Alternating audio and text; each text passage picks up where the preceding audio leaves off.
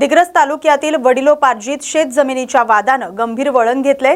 शेतात बेकायदेशीररित्या ट्रॅक्टर चालवून पिकांचं नुकसान केल्याचा आणि जीवे मारण्याची धमकी दिल्याचा आरोप करत शहजाद खान यांनी दिग्रस पोलीस ठाण्यात लेखी तक्रार दिली। तक्रारीनुसार संबंधित व्यक्तीने शेत रिकामं न केल्यास गंभीर परिणाम भोगावे लागतील अशी धमकी दिल्याचा आरोप करण्यात आलाय। त्यानंतर शेतात ट्रॅक्टर चालवून पिकांचं नुकसान केल्याचंही तक्रारीत नमूद करण्यात आलंय। यात शेत जमिनीवरील नावाचा फलक हटवल्याप्रकरणी यापूर्वी देखील तक्रार करण्यात आली होती। या प्रकरणाची पोलिसांनी सखोल चौकशी करून दोषींवर कठोर कारवाई करावी अशी मागणी तक्रारदाराने केली आहे। विष्णू रस्तुमराव दांडगे या शेतकऱ्यानं लोकांचे व्याजाने पैसे घेऊन शेताची पेरणी केली।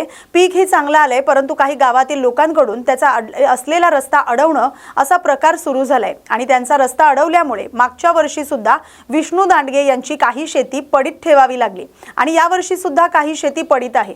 या लोकांना जाण्यासाठी पाणंद रस्ता ऑलरेडी नकाशावर दिलेला आहे, तरी सुद्धा हे लोक हाच रस्ता मागत आहेत आणि हा रस्त्यासाठी एसडीओ साहेबांकडे अपील सुनावणी चालू आहे। तरी सुद्धा नायब तहसीलदार म्हणतात की हा रस्ता करणारच, हे पीक उद्ध्वस्त करून विष्णू दांडगे यांना 2 दिवसाआड नोटीस पाठवण्यात आले। नियमानं पाहिलं तर नोटीस कमीत कमी 7 दिवसा अगोदर द्यावी लागते। विष्णू दांडगे यांनी हा आरोप केलाय की हे मंडळ अधिकारी समोरच्या पार्टीकडून पैसे घेऊन आम्हाला जाणून बुजून त्रास देत आहेत आणि त्यांचा मुलगा सचिन दांडगे सांगतोय की हे मंडळ अधिकारी हिरवे साहेब मुद्दामून आम्हाला त्रास देतात आणि उन्हाळ्यामध्येही काम करायला पाहिजे म्हणून हे मुद्दामून समोरच्या पार्टीकडून पैसे खाऊन आम्हाला त्रास देत आहेत आणि आमची पिकं उद्ध्वस्त करून पाहत आहेत। या नोटिसीचा ताण घेऊन माझे वडील विष्णू दांडगे यांचा ॲक्सिडेंट झालाय आणि त्यांना दीपक हॉस्पिटल जालना इथून औरंगाबाद येथे मेंदू चेकअपसाठी पाठवण्यात आले असा आरोप त्यांचा मुलगा सचिन दांडगे यांनी केलाय। या प्रकरणावर पुढे काय कारवाई होते पाहणं महत्त्वाचं ठरणार। आमचं शेतीचं जे प्रकरण आहे हे गाव गुंडे जे आहेत यांनी रस्ता खुला करण्याची मागणी केलेली आहे। तर रस्ता खुला करण्यासाठी मंडळ अधिकारी साहेब जे आहेत हे आम्हाला वारंवार नोटीस रस्ता खुला करण्याचं काढून मानसिक त्रास देऊ राहिले। त्यामध्येच बाबाचा मानसिक तणावाखाली येऊन अचानकमध्ये ॲक्सिडेंट झाला आहे। तर यांनी हे कुठेतरी थांबवलं पाहिजे। माझा सरळ आरोप आता तहसीलदार मॅडमचं मी जेव्हा बोलणं केलं त्यांचे माझ्याकडे रेकॉर्डिंग आहे, त्यांचं सरळ म्हणणं आहे माझी कुठंच सही नाही, मंडळ अधिकारी साहेब जे हे वरच्यावर करू राहिले। तर मंडळ अधिकारी साहेबांना किंवा तहसील महसूलच्या कर्मचाऱ्यांना कुठेतरी पैसा देऊन हा आमचा जबरदस्ती रस्ता खुला करण्याचं काम चालू आहे आणि आम्हाला हे प्रेशराईज करू राहिले।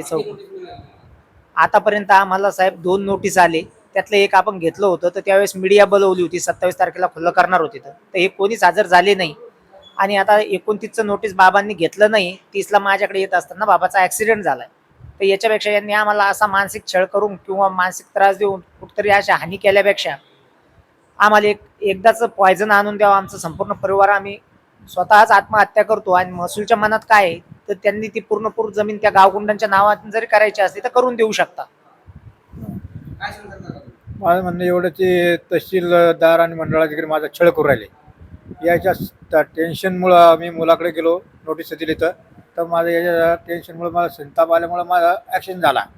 तर याने एकच करा, आम्हाला एंडचा डबा आणून तसे समोर आम्हाला याने पाजून द्या। आणि माझा मुलगा आणि मालक वारल्यानंतर माझा जगून काय फायदा, मी यांच्या संग आत्महत्या करणार। सोलापूर जिल्ह्यातील दक्षिण सोलापूर तालुक्यातील कुंभारी गावात अंधश्रद्धेच्या नावाखाली नागरिकांची फसवणूक केल्याचा आरोप असलेल्या बाबू मणियार उर्फ कादारी बाबा याचा स्टिंग ऑपरेशनमधून पर्दाफाश झाल्याचा दावा करण्यात आलाय। मिळालेल्या माहितीनुसार संबंधित व्यक्ती चमत्काराच्या नावाखाली पैशांचा पाऊस पाडणं, गंभीर आजारांवर उपचार करणं, गुप्तधन मिळवून देणं तसंच विविध समस्या सोडवण्याचा आमिष दाखवत नागरिकांकडून हजारो रुपयांची मागणी करत असल्याचा आरोप आहे।